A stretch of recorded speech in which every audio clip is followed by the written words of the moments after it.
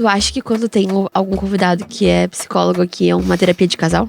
Eu acho, eu me sinto um pouco avaliado. Eu também. Tipo, eu acho que ela já tá nos avaliando, na real. A gente tava conversando aqui, ela já tava avaliando. Sim, eu sinto qualquer frase minha, ela tá assim, ó. Ah, tu tem essa característica. Tem esse comportamento. Exato, esse Vocês dois têm esse comportamento. Vocês têm esse comportamento. Eu sinto Nossa, como isso vocês também. são tóxicos. Sim, ou tipo assim, falei, nossa, que vibe boa antes pra ti. Sim. Brincando, né? Sim. Aí ela pensou, legal.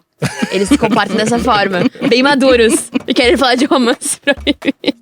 Romance Proibido, o podcast de relacionamento da Atlântida.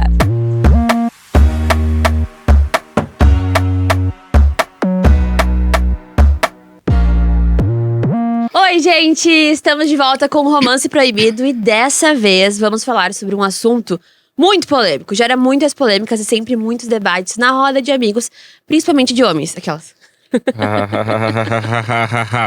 Gente, ó, eu acho que é um dos assuntos que acontece desde que a humanidade é humanidade, né? Traição. Exatamente. A gente vai trazer 5 motivos, né, pelos quais as pessoas sempre falam que acontecem as traições e também tentar entender um pouco do lado da pessoa que é traída e do traidor. E pra isso, a gente trouxe uma pessoa aqui muito especial, Gabriela Maia, que é psicóloga e também antropóloga. É muito importante a gente falar isso aqui. Gabi, obrigado pela presença, obrigado por aceitar o nosso convite. Obrigada, E gente. a pergunta que não quer calar, tu já traiu? Daí a gente tem que perguntar o que é traição. O que a gente trai quando a gente trai? Se é que trai? Não sei, a gente tem que pensar daí onde é que vem essa ideia de traição aí. Porque também as relações são os acordos. E aí a gente pode trair, é só o sexo? É quando transa com alguém? É quando conversa online? Traição É emocional. quando olha pra uma pessoa na rua? É quando faz sexting? É quando vê pornô? Quando é que a gente trai? Ou é quando é desleal em algum acordo? Quando que a gente trai? Pelo que tu falou no início, então tu acha que o entendimento da traição, ela é um entendimento muito particular de cada um? Parece uma coisa bem relativa, na real, né? Porque o que pode ser traição pra mim, pode não ser pra ti. Pensando que é uma avaliação moral, né? Trair é errado, ou é bom, é certo, a gente tá nessa dimensão, né? Do certo e errado.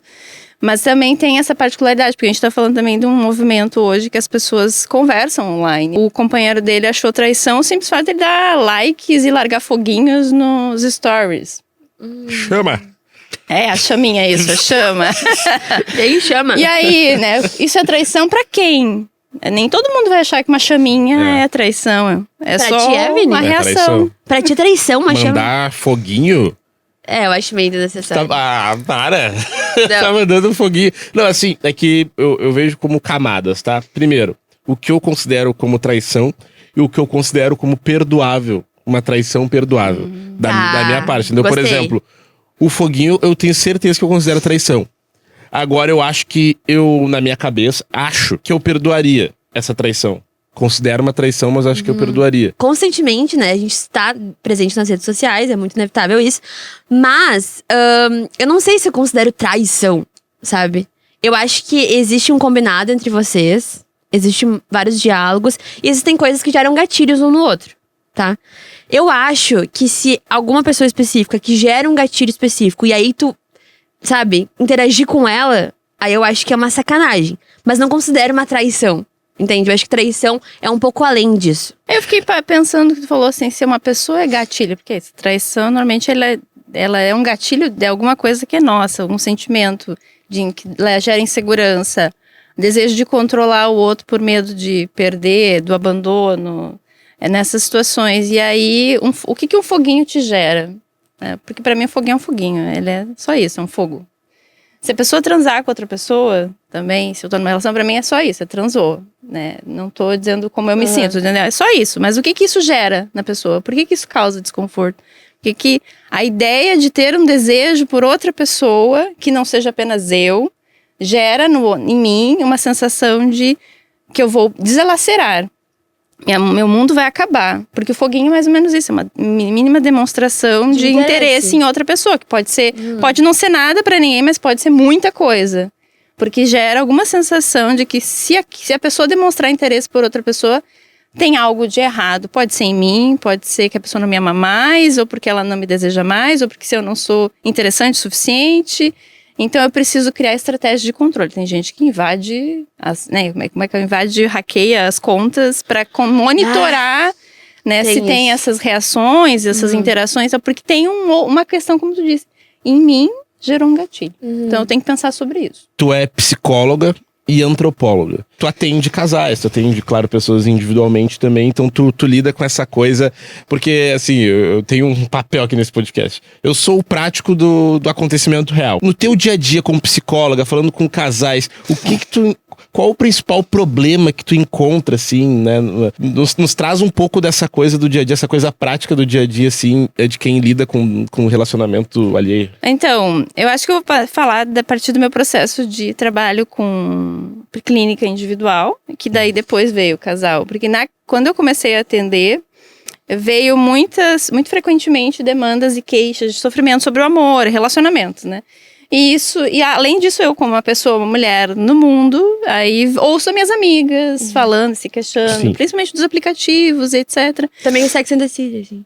Tu vai analisando. É, tipo isso. Tipo, depois que eu comecei a olhar essa série, eu pensei, nossa, é muito parecido, até hoje, né? Sim, porque ela é meio antropóloga, né? Se for pra analisar. Muito, obviamente, de uma forma muito mas superficial. muito datada, inclusive, porque em 2000 ela tem uma sala, Sim. tem uma série de falas problemáticas ali, Total. Mas é mais tipo aquilo. E aí eu comecei também a entrar nas páginas do Instagram, que fala sobre relacionamentos, e aí seguir coisas no YouTube, que tem canais muito dedicados a isso, ler profissionais que trabalham com relacionamentos, porque comecei a ficar intrigada, tipo, o que é isso que gera tanto sofrimento e que vai levar muitas pessoas, não só por isso na clínica, mas também, às vezes, só, e a partir disso desenvolver uma outra trajetória dentro da terapia, de que o amor incomoda, principalmente para mulheres, porque a minha clínica é majoritariamente de mulheres, né? E aí eu comecei a estudar sobre isso, comecei a ler, daí eu entrei, então, tipo, ok, agora eu me abri para os casais também. Vou tentar ver isso em conjunto. Quando eu comecei a atender casais, algumas coisas também ficaram muito claras com o individual. Existe uma disputa de poder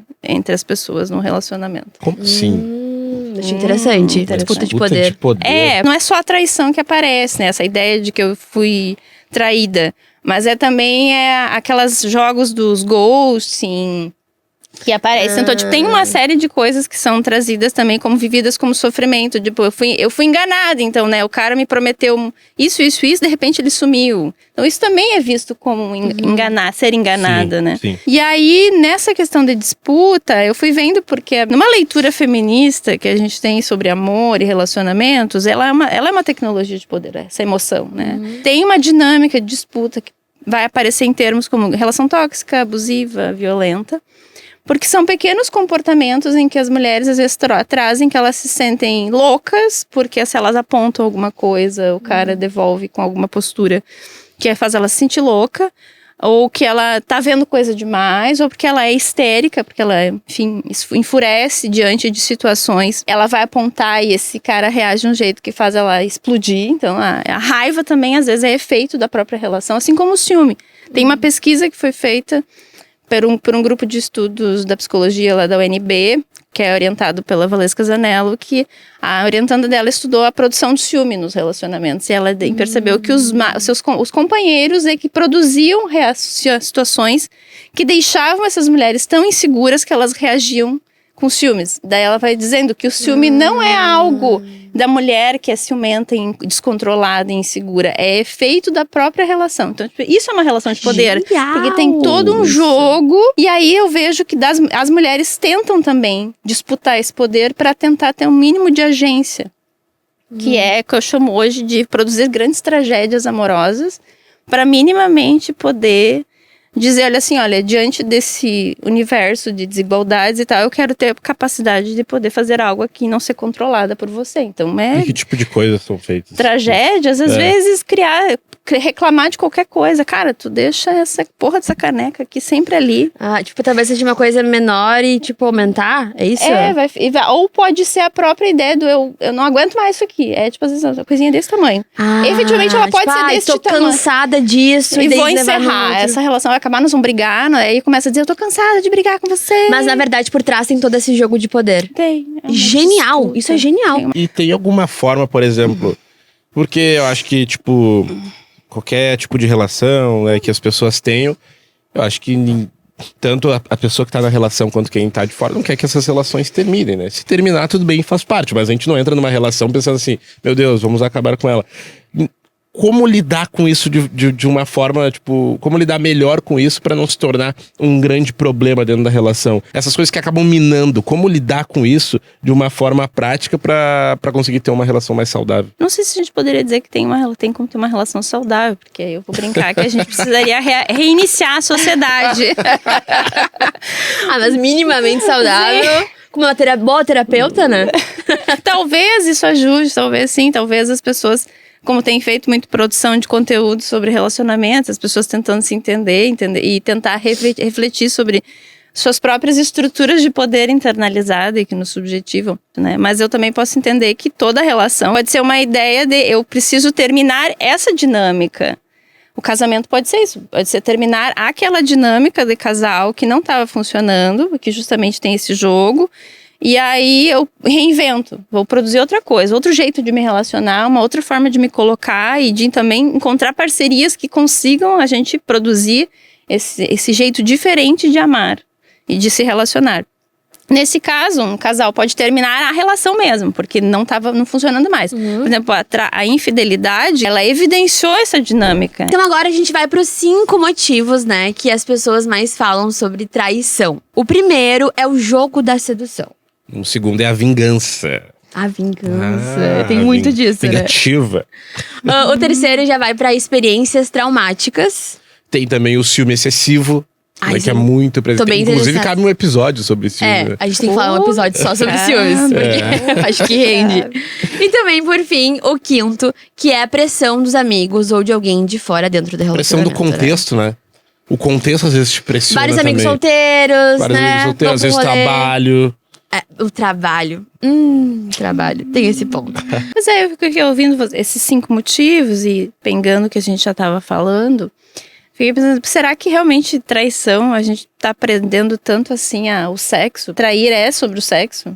A gente tá falando sobre só isso, quando trair é eu transei com outra pessoa ou eu tive vontade de transar com outra, porque eu acho que sim, todos nós temos vontades ao longo do tempo de transar com outras pessoas, mesmo casados, felizes, tendo um sexo maravilhoso, com o nosso parceiro ou parceira, mas ainda assim a gente sentir vontade de ter outras experiências. E a gente prende traição, tipo, quando eu estou num relacionamento, então significa que eu nunca mais vou desejar ninguém. É exclusivamente meu desejo sexual ficar preso em uma única pessoa. E eu vou dizer preso porque, de algum modo, é isso que a gente faz. A ideia de traição e toda a estrutura que se monta, né, da discussão, do ciúme, do controle dos horários, onde é que tu tá, com quem tu tá, o que tu fez, que horas tu chegou em casa, onde é que tu foi. É isso que a gente tá falando, é que você espontâneo, né, o ciúme. Porque de desejo a gente não tem como controlar o meu desejo. Esse desejo, ele não é fixo para uma pessoa. Eu posso, por um tempo da minha vida, até ter vontade de, ok, eu gosto muito disso aqui, quero ficar aqui, mas a gente sempre sente, eventualmente, e se vocês prestarem atenção, olhar pro lado e dizer, que pessoa bonita essa, hein? Se a gente seguindo esse movimento fluido, que pessoa interessante, em algum momento a gente descobre, mas é uma pessoa maravilhosa, dá um tesão do caralho com ela, hein? Uma conversa gostosa, sei lá, e aí, só que a gente não se permite, enfim, por escolhas que cada um tem, não se permite viver esse desejo, mas não dá pra dizer que esse desejo não existe. A gente só decide não fazer alguma coisa com isso. Eu acho que, tipo, principalmente relações, acho, ao longo do tempo, assim, é inevitável que outra pessoa vai olhar pra alguém e vai dizer assim, aquela pessoa é interessante. Mas como tu vai lidar com aquele teu sentimento, com aquele teu desejo? Tu tá com aquela pessoa e vocês dois se relacionam só entre vocês dois. Passou uma pessoa na rua, eu olhei pra você, pessoa interessante. A pessoa passou e deu. Acabou, eu não avancei um sinal em cima daquilo. Não porque eu me prendi. É um desejo momentâneo. É um desejo momentâneo, mas que de fato, sim, eu só tenho vontade de estar com uma pessoa específica. Eu vejo as pessoas muito se prendendo. Mas são duas questões diferentes daí, eu acho, né? Mas aí eu acho que as pessoas se prendem muito por não serem sinceras com elas mesmo. Sim. E vivendo relações... E acabarem ficando num relacionamento que é cômodo pra elas. Exato. E daí eu acho que daí eu entro numa outra situação. Que daí realmente elas estão se prendendo. Aí, tipo, se elas têm esse desejo, é uma coisa visceral e tal, elas não estão sendo sinceras com elas mesmas, aí eu acho que aí entra no comodismo da relação também, né? Não tem uma única resposta. Não tem. Né? Pegando da ideia do olhar, por exemplo, se a gente for pensar na pergunta inicial, o que é traição, de repente, pra um parceiro ou parceira que tu tá, esse olhar já é traição. Mas ele é é isso. Você tem não tem como dizer, não olhe, não deseja. Porque não tem como proibir essa vontade de dizer assim, olhar, como tu é um cara lindo. Às vezes até dizer isso pra uma pessoa, olhar e passar assim, nossa, que bonito ele. Ali, interessante. E aí a pessoa, meu namorado, tá numa lado e diz assim, por que tu tá olhando? Tá, tipo assim, tu não pode olhar, não tem. Aí começa todo um caso, quer dizer que tu tem interesse em outras pessoas.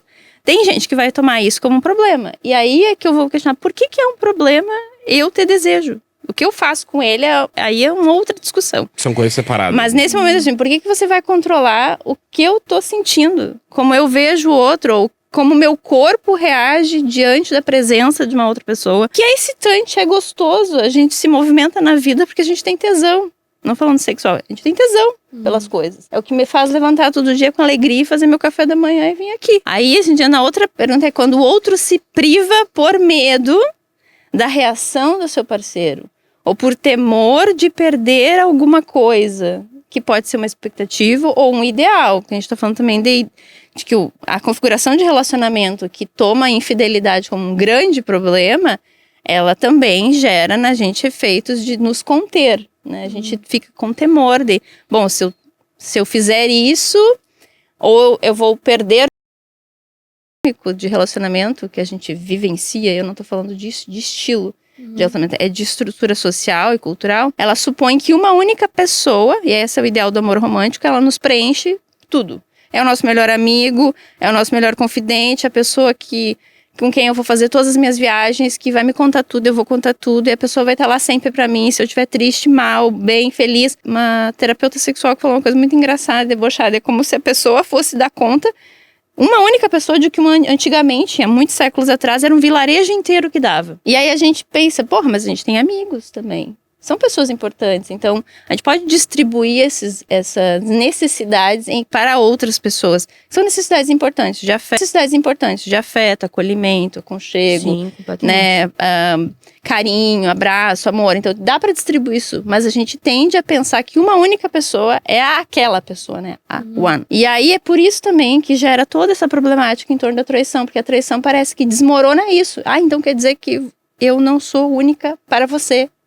E você, então, não é único pra mim. Não é sobre o sexo, a traição. É desmoronar um ideal. Então, a gente só não consegue pensar ainda na relação romântica, que sim, o amor, ele pode ser distribuído, né? E você não precisa pensar que tu é única na vida dela. E aí é isso, eu tô desatrelando amor de sexo. E assim, a Gabi refutou todas as músicas de amor. Bom, a gente falou de jogo da sedução, tem a vingança também. O que é a vingança? A vingança é tu me traiu, eu vou te trair também? Eu acho que tem uma vingança também que é uma coisa meio implícita, assim, ó. Ele ficou falando muito sobre outras mulheres na minha frente. Aí tu guarda aquilo ali. Tu guarda pra ti. E aí tu vai acumulando essas pequenas raivas e chega um momento que eu acho que tu se vinga. Traindo. Se tu trai, né? Teu justificativo é a vingança. Em relação a coisas que a pessoa faz na relação, eu acho um pouco covarde. É tipo aquela resposta pra uma pegadinha do outro fora do tom, sabe? Tipo, tu traiu a pessoa porque ela falou tal coisa, ou porque ela saiu, sei lá, por mil motivos, eu acho um pouco fora do tom, assim. Entendeu? Tem algum caso, assim, Gabi? Tipo assim, de vingança? Nunca entendi. Nunca entendeu? Não que ela saiba. Não que eu saiba, então me contar desse jeito. Nunca tenha me contado desse jeito as coisas. Mas ouvindo vocês, eu volto àquilo que eu falei. Tem algo de uma disputa de poder. Se você fez, então se você teve essa empáfia de fazer isso comigo, eu vou me vingar, porque também é um jogo, né? Então eu vou virar o jogo agora. Eu vou mostrar que eu também tenho esse poder de fazer isso. Não é só tu que vai me machucar. Eu também vou. Eu acho que isso entra numa certa dinâmica. Eu não vou dizer, então, vamos usar os termos saudável, de disputar. Quem é que então domina o quem? Nesse momento. E aí, não sei se a solução é terminar, mas talvez é pensar que se foi preciso fazer isso, então a gente precisa discutir se funciona a relação desse jeito. E se funciona, talvez ela possa ser gostosa. Se a gente entender que trair, esse jogo de traição aí é divertido e erótico, isso me excita. Porque tem gente que não termina depois que descobre situações de relações extraconjugais, né? Mas fica em uma certa sensação de que as pessoas parecem entrar numa dinâmica de controle excessivo, muito sofrimento, muita desconfiança. E de achar que tudo que a pessoa conta ou faz e diz que vai fazer não é verdade. E eu penso, bom, então, por que isso aí não pode, talvez, ser erótico? Aí é um processo de descoberta, né, na terapia, de que talvez a pessoa erotiza a traição. E isso é um fetiche, tá? Tem um fetiche relacionado a isso. E é possível tu viver. Porque talvez a gente goze em lugares que moralmente são considerados errados, né? Como a própria ideia da traição. Acho muito legal essa ideia de pensar que esses momentos, eles não são para dizer que tá tudo errado, ou que a pessoa é errada, que ela é culpada, ou que ela é ruim, mas que, bom, então eu preciso olhar para essa pessoa e dizer assim, quem é você agora? Né? Porque eu quero continuar contigo. É como se a gente fosse recomeçar de novo o relacionamento. E aí começar de outro jeito. Sim. São essas as possibilidades. Eu acho que pensar a vingança não como ela em si um problema, mas ela dizendo alguma coisa pra gente pensar. Porque às vezes uma pessoa quando trai, ela se torna mais interessante pro outro parceiro. Porque fica aquela sensação do tipo, o que será que tu tem de tão interessante que outras pessoas também querem? Porque sei lá, depois de muitos anos a gente sabe que algumas coisas mudam, né? Os desejos, parece que o desejo se perde, ou ele amortece um pouco, né? Fica mais morno na relação. Mas sabe que isso é muito louco mesmo, porque eu já conheci casais onde um realmente gostava de ver a pessoa flertando com outras, assim, né? Tipo, é algo que, né, acho que algumas pessoas não se veem nesse cenário. Eu sou uma. Mas eu olhei assim e realmente é um negócio que satisfaz a relação deles, deixa eles muito felizes. Até ficando com outras pessoas, né? Daí são várias. E eu conversei, perguntei, e ele falou pra mim: não, ela não fica com outras pessoas, nosso combinado é esse, ela não fica com outras pessoas, mas ela pode sim conversar com outras pessoas enquanto a gente tá numa festa e etc. Conversar no sentido de flerte, exato, né? mas num tom de flerte mesmo, assim, sabe? E aquilo pra eles ser algo muito comum. Na intimidade deles faz sentido. Eu fiquei muito impressionado com aquilo. Por ser uma realidade muito oposta ao que eu vejo do ideal, né? Mas pra eles o ideal é aquele. Pior. O ideal é relativo. Agora Agora eu vou dizer, a gente fez a lista, né? A gente falou de jogo da sedução, vingança. Isso. E daí tem também A questão de ciúmes. Ciúmes. Que é um ponto entre os casais muito discutido, eu acho, né? Nos casais monogâmicos, enfim, não monogâmicos. Mas eu acho que quando vem uma paciente pra ti, assim, ou um paciente falar sobre ciúmes, o que tu fala em relação... É que quando eu falo de terapia, eu vou sempre dizer assim, vamos pensar por que você sente ciúme. Não é porque o outro tá errado. Porque vem assim, não, porque o outro, né? O outro. É sempre encontrar um resultado aqui. O outro é que faz tudo errado. É o outro que ele não cumpriu os acordos. É o outro que me magoou. É o outro que me traiu. É o vítima. Tá, mas por que o outro é o vilão da tua história, né? Onde é que você tá aqui? Porque é isso, se tu é vítima, você tá à mercê do outro. Então, é nesse ponto que eu começo a trabalhar o ciúme. E aí também, retomando aquele estudo que eu comentei, de que o ciúmes, ele também pode ser produzido na relação pelos parceiros. Porque aí é um jogo, tem esse jogo de poder. A gente tá, de algum modo, sempre falando sobre esse jogo de poder, né? Se o outro é tão mal assim, tem uma relação de se sentir desempoderada sobre seus sentimentos, emoções. E aí vem o outro como vilão e eu como vítima. Eu tento trabalhar e digo assim, vamos pensar essa agência, né? Você não tá desempoderada. É uma sensação que é esse ideal do ser única. E aí quando algumas pacientes que eu vou trabalhando, essas questões do não se prender tanto ao ideal do ser única pro outro, elas vão descobrindo o amor nas amizades. Se eu tiver um parceiro e ele não quiser ficar comigo, ou talvez ele venha a ter outras relações extraconjugais, eu vou ficar triste, mas tá tudo bem, eu sei que eu sou amada por outras pessoas, e eu sei que eu posso ser amada por várias pessoas de diferentes formas, né? E aí eu vejo que essa sensação do que eu faço com esse ciúme, ele vai dando outro lugar. Vai se entendendo melhor que sentimentos são esses em mim, de abandono, de não me sentir tão desejada, o que isso tem a ver, obviamente, com o patriarcado, idealização de para sempre, exclusivo, eterno. A promessa do felizes para sempre até que a morte nos separe é falsa. E aí ela diz, não, ela é dita porque naquele momento é o que a gente sente. A gente diz, não, você passar a minha vida, mas que dá 5 meses para mudar? Porque o nosso desejo muda. E tu acha, até vou linkar com com outro tópico da lista. Tem um tópico que a gente falou, experiências traumáticas, né? O que é o experiências traumáticas? Esse ciúmes, ele pode estar linkado a isso? Porque a gente tem aquele meme, né? Ah, fui na psicóloga, ela falou que é tudo culpa dos meus pais, lá atrás. Eu fazendo terapia que meus pais não fizeram terapia. Exato. Querendo ou não, as outras relações, elas vão, né, te ensinando também o que tu quer, o que tu não quer, e elas vão também deixando algumas cicatrizes, assim, né? De certa forma. Esse ciúme excessivo, ele pode estar linkado a essas experiências e, de repente, com o tempo, a pessoa entender que é algo que ela tem que aprender a lidar? Eu não vou dizer experiências traumáticas, num sentido muito vulgar, de que se eu passei por uma situação, isso me traumatizou. Mas vamos pegar que a ideia é sim, a gente aprende sobre relacionamentos vendo relacionamentos, né? Pode ser na novela, pode ser num livro, pode ser na música, pode ser vendo nossos pais se relacionando, avós. E isso vai constituindo, tipo, os homens não são confiáveis, todas as mulheres são controladoras, ciumentas. Rótulos, né? Porque tu vai criando nas experiências a ideia de que o outro é sempre um vilão e eu tô à mercê desse sujeito que é muito forte, muito poderoso diante de mim, que sou uma pobre vítima. Então eu volto ao que eu tava falando antes, a gente precisa olhar para esse sentimento que eu coloco o outro com esse poder todo. Então já entra no jogo do amor pensando que não dá certo. E aí a gente vai produzindo relações em que nunca dá certo.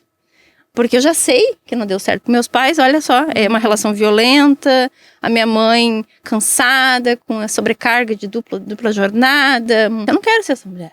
Então eu vou produzir tragédia em todos os meus relacionamentos.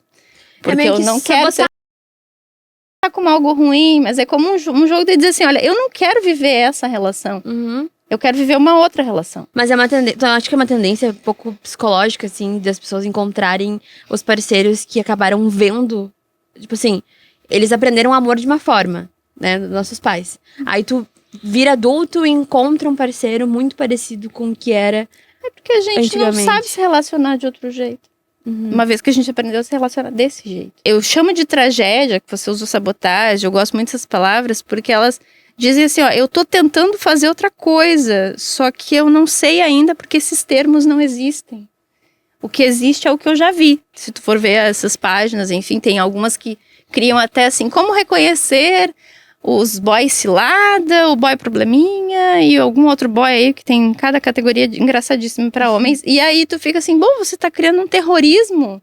As mulheres têm que ficar com medo de se relacionar. Tu fica criando situações pra ver, será que ele é uma cilada, que é uma coisa que eu escuto na clínica. Será que esse cara é uma cilada? Será que ele tá me enganando? O que tem de errado aqui? Tem um golpe aí, tá? O golpe vai vir. Eu pensei, mas pra que tu precisa? Vai surgir em algum momento, vai pegar desprevenida. Então, nós já estamos tão acostumadas que as relações são assim, que a gente fica o tempo inteiro procurando que encontrar ela. Se eu penso uma coisa, eu já tenho a tendência a pensar daquela forma, né? Então eu já vou procurar aquilo pensando em ser aquilo.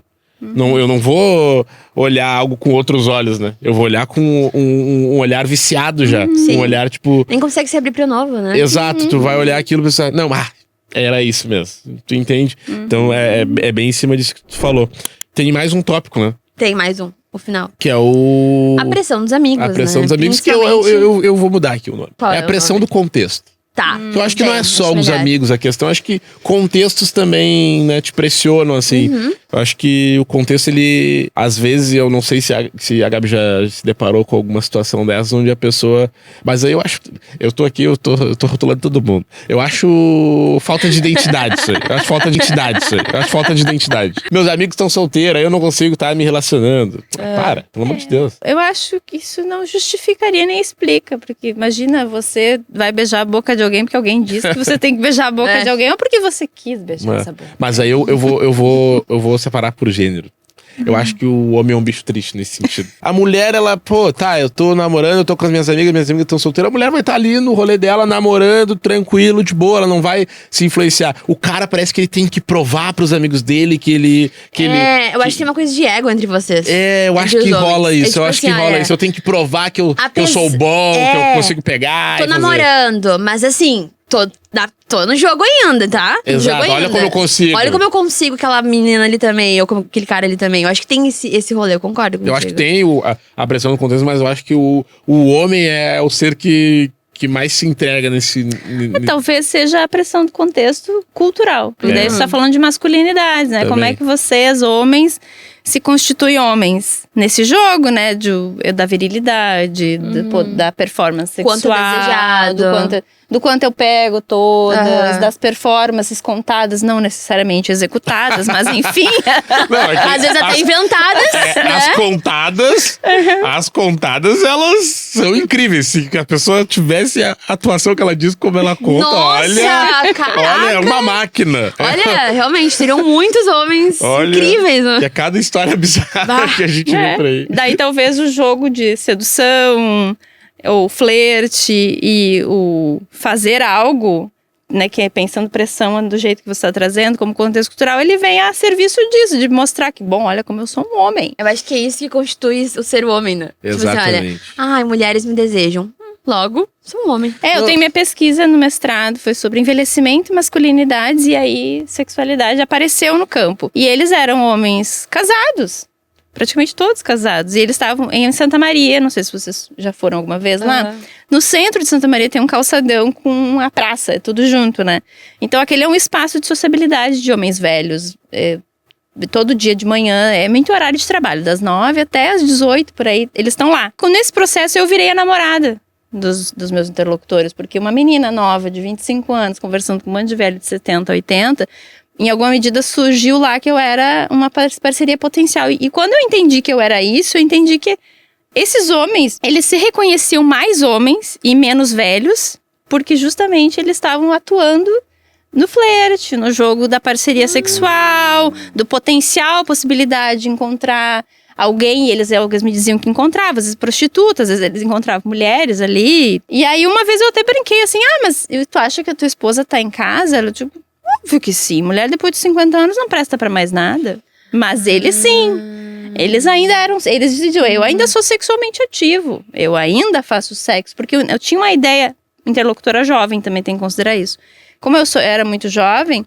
Eles estavam dizendo para a jovem que eles não são velhos. Se provando. E aí me perguntam assim... eles faziam... Eu não tava na cama pra saber. Mas o que importa pra mim não é o fazer. E sim o contar... diz da ideia de que não, eu sou homem, eu ainda faço sexo. Eu dou conta. E não é com a minha esposa, eu dou conta com outras mulheres, mais jovens. Então, eu acho que é isso que você está dizendo. É isso mesmo. Mesmo em homens jovens, isso mesmo. vai acontecendo também. Tipo, homem aqui. Bom, o Romance Proibido desse episódio, esse episódio do Romance Proibido vai ficando por aqui. A gente não tem nenhuma conclusão sobre traição. Tudo é relativo. Tudo é muito isso. relativo e com certeza vão ter outros episódios falando disso, né? Especificamente sobre traição, porque eu acho que é um dos temas mais polêmicos quando a gente fala de relacionamento, né? E também sobre todos os itens que a gente falou, né? Os ciúmes, a vingança. Eu acho que vale Jogo de um sedução. episódio. Jogo de sedução vale muito um episódio. Vale. Porque daí a gente vai entrar em outros aspectos, né? Vale. Como a Gabi também falou aqui. Mas eu gostei muito desse episódio. Gostei acho que muito. A Gabi vai explodiu voltar nossa mais cabeça. vezes. Com certeza. Vai voltar Com mais certeza. vezes. Gostou, Gabi? Adorei, gente, obrigada. Eu amo falar sobre esses assuntos, amo falar de putaria. Vamos chamar gente também, a gente vai chamar a Gabi aqui pra um episódio onde a gente possa falar de mais putaria, né? Putaria. Acho que é isso. Esse vai ser o grande mote do episódio. Lembrando para o pessoal nos seguir em @rede_Atlântida. Exatamente. E o mais importante, tá vendo aqui embaixo, em algum lugar nesse espaço, se inscreve no canal, ativa o sininho, compartilha. E também, Vini, comenta. Isso é Comenta aqui, porque a gente quer ouvir as histórias de vocês, a gente quer ouvir as opiniões também. Porque o Romance Proibido é feito por todo mundo. Pela produção, Vinícius Moura, eu, pelos convidados e também por vocês. Ô, Gabi, qual tuas redes sociais, pessoal? A minha profissional é psicofeminista no Instagram. Ó, sigam aqui, Psicofeminista, tá? E também Rede Underline Atlântida. Então daí, se quiserem uma consulta com a Gabi, algo nesse sentido, fala com Só ela chamar. aqui, tá? Só chamar. Tchau! Pode mandar Tchau. também um foguinho, né, Gabi? Pode mandar um foguinho, Gabi. Claro! Ó, se você mandar um foguinho, a Gabi vai saber que você veio pelo Romance Proibido. Tchau! Beijo, gente. Até a próxima. Nossa, derrubei café de novo. Cara, eu sou muito ruim nisso.